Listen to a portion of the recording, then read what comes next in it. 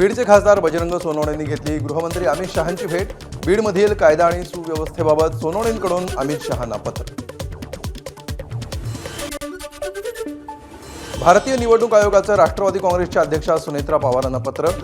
पक्षाच्या घटनेतील बदलासंदर्भात आवश्यक कागदपत्र आणि प्रस्ताव सादर करण्याचे निर्देश। प्रत्येक गोष्टीला एक डेडलाईन असते आणि भाजपची डेडलाईन आता जवळ आली।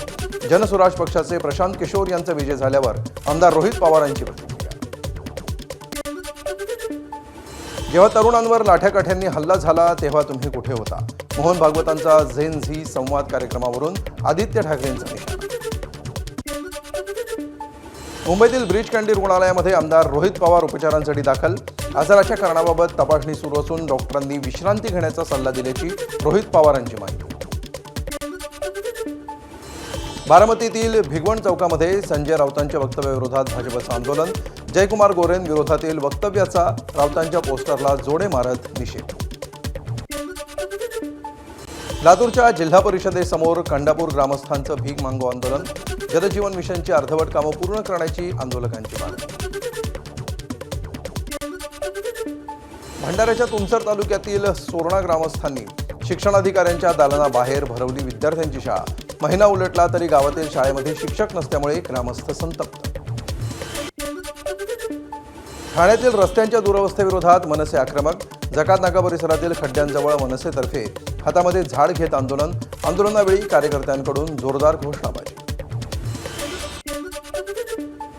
लातूरमध्ये बोगस बियाणे खतांविरोधात शेतकऱ्यांचं आंदोलन। शेतकऱ्यांच्या दृष्टीनं हे नापास सरकार। शेतकरी नेते रघुनाथदादा पाटलांची शेतकऱ्यांवर टीका। बीडच्या परळी नगर परिषदेतील वैद्यकीय सहाय्यता कक्षाची धनंजय मुंडेंकडून पाहणी। दिवंगत नेते अजित पवारांच्या वैद्यकीय कक्षामार्फत गरजवंतांना विविध योजनांचा लाभ घेता येणार। ठाणे महापौर वर्षा मॅरेथॉन स्पर्धेच्या मार्गाची शर्मिला पिंपळोलकरांकडून पाहणी। रस्ते दुरुस्तीसह वाहतूक नियोजनाचे महापौरांचे अधिकाऱ्यांना आदेश। टीईटी पेपरफुटी प्रकरणातील 15 आरोपींना 17 ऑगस्टपर्यंत पोलीस कोठडी। भिवंडी न्यायालयानं सुनावली पोलीस कोठडी। न्यायाधीश एस घोडके यांच्या न्यायालयासमोर करण्यात आलं होतं हजर। बारामतीतील सरकारी नोकरीचं आमिष दाखवून 117 उमेदवारांची 3,73 लाखांना फसवणूक। पोलिसांकडून दोघांविरुद्ध गुन्हा दाखल।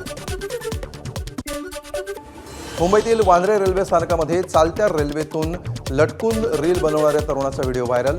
वांद्रे रेल्वे पोलिसांकडून स्टंटबाजी करणाऱ्या मुलाचा शोध सुरू। मुंबईच्या साकीनाका NTPC सिग्नलवर धावत्या दुचाकीला आग। वाहतूक पोलिसांच्या तत्परतेनं मोठा अनर्थ टळला। बेळगावच्या रायबाग तालुक्यातील नंदी कुरळी गावातील एका विहिरीमध्ये आढळली मगर। 2 तासांच्या अथक प्रयत्नांनंतर वनविभागाकडून मगरीचा रेस्क्यू।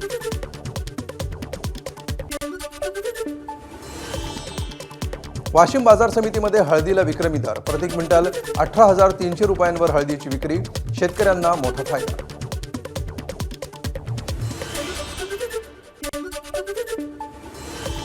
कल्याण डोंबिवलीमध्ये गेल्या तासाभरापासून जोरदार पावसाची हजेरी। सखल भागात पाणी साचल्यामुळे वाहन चालकांची तारांबळ।